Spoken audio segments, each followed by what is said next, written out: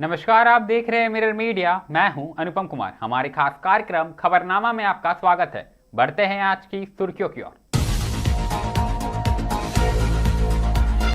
धनबाद नगर निगम में नई सरकार का गठन, मेयर संजीव सिंह ने संभाली कमान।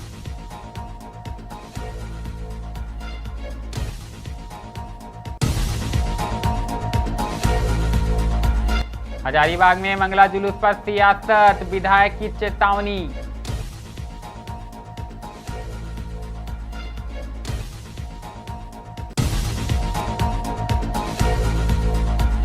जामताड़ा में नया पुल बना, मौत का जाल। NH 419 पर दरारों से दहशत।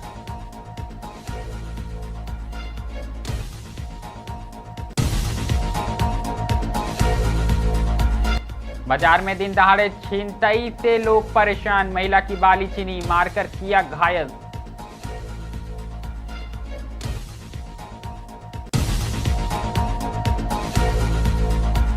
खंडकोस में तृणमूल में बगावत, कैंडिडेट ऐलान पर फूटा गुस्सा, कई ने छोड़ी पार्टी।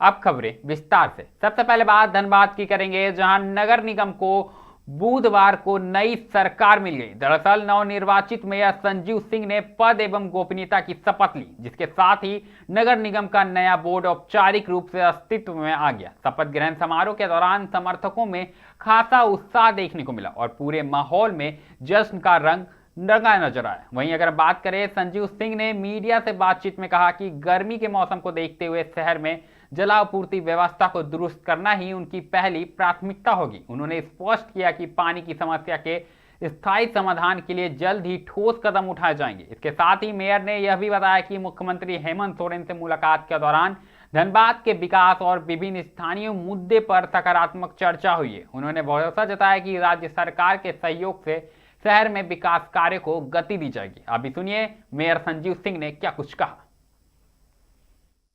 धनबाद की जनता को जो उन्होंने जो दायित्व दिया है उसको निर्वाह करने का समय आ गया है। अब उस पर काम किया जाएगा और जो जिम्मेवारी मिली है शहर को व्यवस्थित करने के लिए उस पर काम करेंगे। सर, कल ही एक लेन सड़क में गड्ढा भी हो गया था, बहुत बात चल रहा था, ऐसे में जानकारी हम लोगों को मिली है इसके बारे में, लेकिन आज चूंकि शपथ ग्रहण समारोह था, आज तो महापौर के दायित्व पे हम लोग आए हैं और जैसे ही ऑफिस का कार्यभार संभाला जाएगा उस पर हम लोग क्या कुछ जिनको धनबाद की जनता ने चुना है वो चुने जाएंगे। सर, सीएम हेमंत सोरेन से भी आपकी मुलाकात हुई इन दिनों, कुछ धनबाद को लेकर चर्चाएं?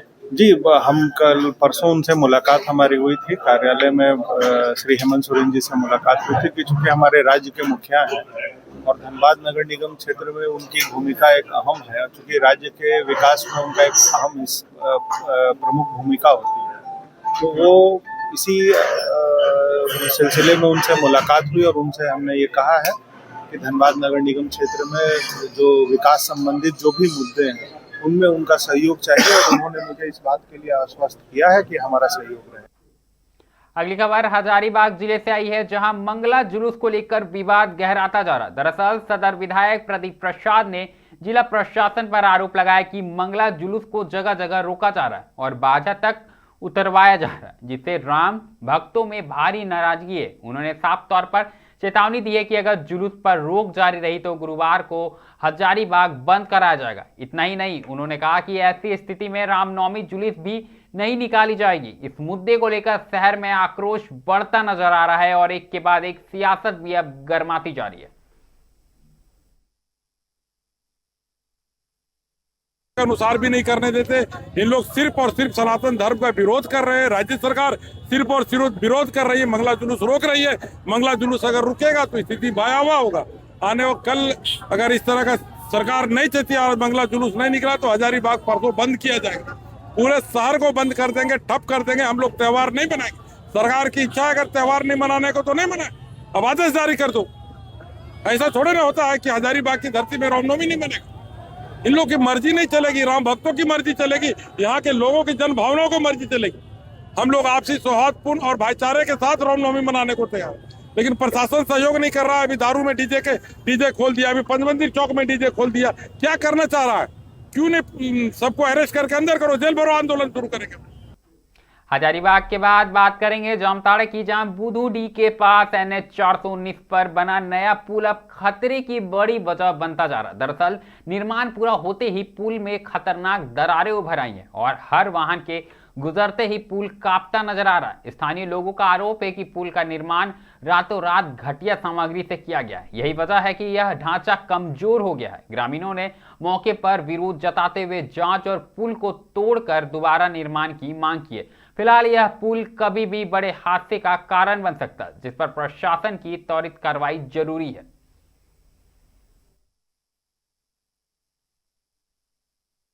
पुल में 2 नंबर का काम हुआ है। पुल 2 नंबर का काम हुआ है, 2 दिन हुआ, ये चालू किया हुआ है, धस गया। कितना दिन पहले ढलाई हुआ था? ढलाई कितना दिन, 1 महीना होगा। और सबसे दूसरी बात है क्या, यहाँ पर ओवरसियर इंजीनियर SDO आज तक किसी को हम लोग नहीं देखे हैं, ना एक्जीक्यूटिव इंजीनियर किसी को नहीं देखे हैं। इसमें डबल क्या लिखा है? नहीं ठेकेदार को हम लोग देखे हैं आज तक। तो अभी क्या मांग कर रहे हैं? अभी यही मांग कर रहे हैं जो इसको फिर से तोड़ के बनाया जाए, अच्छा से मजबूती से। आज हम लोग यहाँ पर एकत्रित हुए हैं, ग्रामीण के तमाम जनता लोग, और यहाँ एक हाईवे के बगल में अभी पुलिया बनके तैयार हुआ है और हमको लगता है कि यह पुलिया अभी जर्जर से टूट गया। अभी गाड़ी निकला तो आप देख सकते हैं कि कितना ख़राब स्थिति है।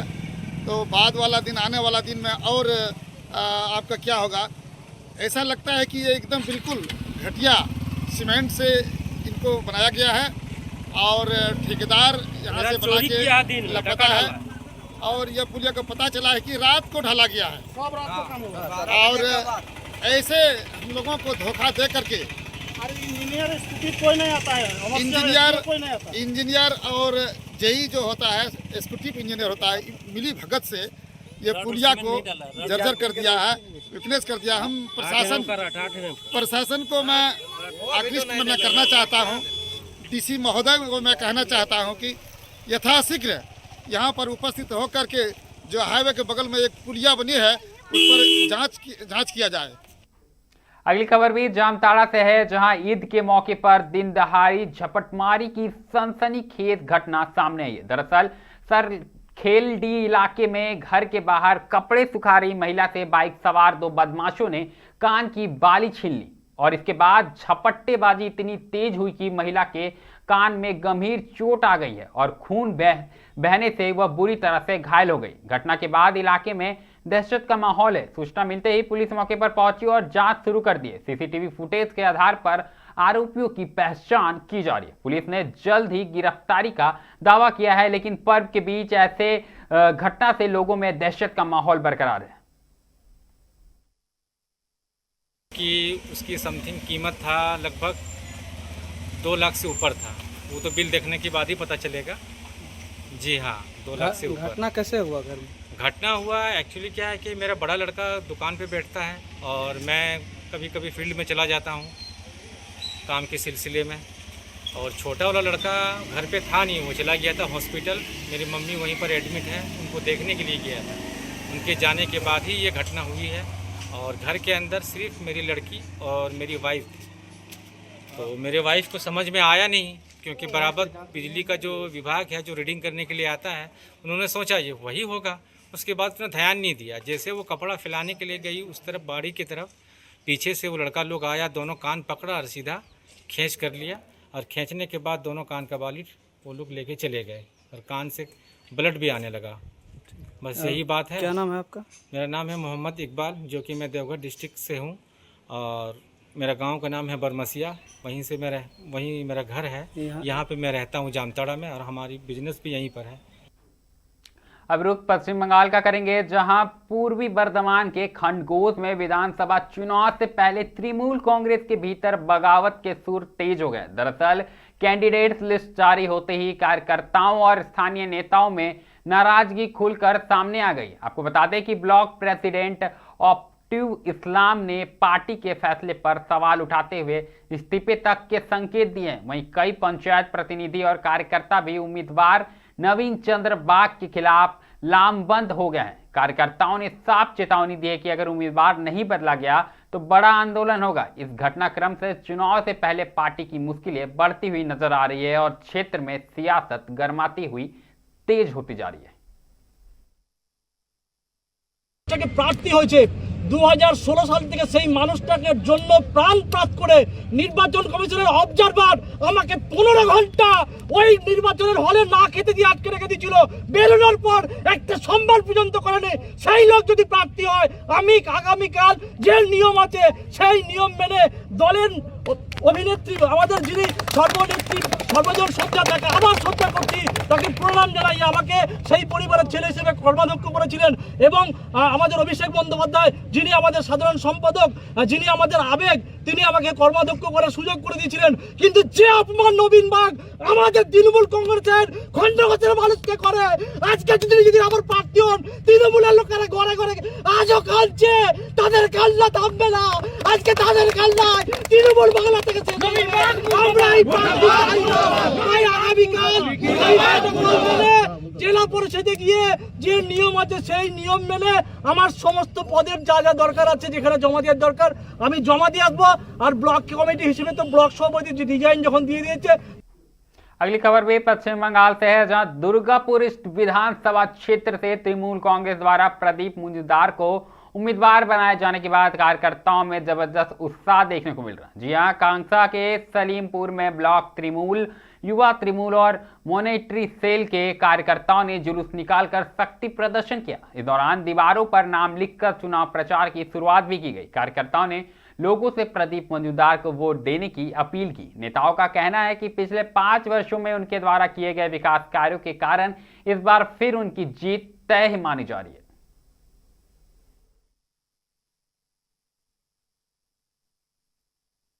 আমাদের রাজ্যের মাননীয় মুখ্যমন্ত্রী, দলের সর্বোচ্চ নেত্রী মমতা বন্দ্যোপাধ্যায় এবং সর্বভারতীয় সাধারণ সম্পাদক সাংসদ অভিষেক বন্দ্যোপাধ্যায়কে আমরা কৃতজ্ঞতা জানাই, ধন্যবাদ জানাই যে এইরকম একজন মানুষ যিনি 5 বছর ধরে গোটা দুর্গাপুরের মানুষের জন্য যেভাবে নিরলস কাজ করেছে, এত বিদগ্ধ একজন মানুষ এবং যাকে দেখলে মানুষের শ্রদ্ধায় মাথা নত হয়ে যায়, সেরকম একজন মানুষকে আবার দ্বিতীয়বার আমাদের এলাকার প্রতিনিধিত্ব করার জন্য মনোনয়ন দিয়েছেন।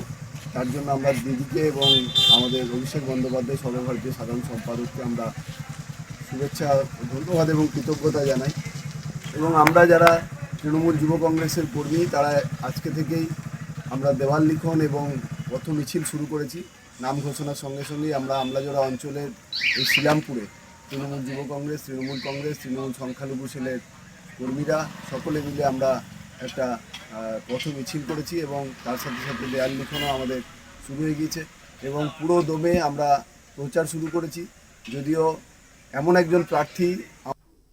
अगली खबर भी दुर्गापुर से है, जहां दुर्गापुर पश्चिम विधानसभा क्षेत्र से तृणमूल कांग्रेस के उम्मीदवार कवि दत्ता ने चुनाव प्रचार को नई गति दे दी। दरअसल बेनाचीती के धूनार प्लॉइंट स्थित पार्टी कार्यालय में उन्होंने कार्यकर्ताओं के साथ मिलकर दीवार लेखन अभियान में हिस्सा लिया। देर रात तक चले इस कार्यक्रम में कवि दत्ता ने न सिर्फ खुद दीवारों पर नारे लिखे बल्कि कार्यकर्ताओं का हौसला भी बढ़ाया। उन्होंने एकजुट होकर चुनाव लड़ने और संगठन को मजबूत करने का संदेश दिया। राजनीतिक विश्लेषकों का मानना है कि उनकी सक्रियता से कार्यकर्ताओं में नया जोश आया है और आने वाले दिनों में प्रचार और भी तेज हो सकते हैं।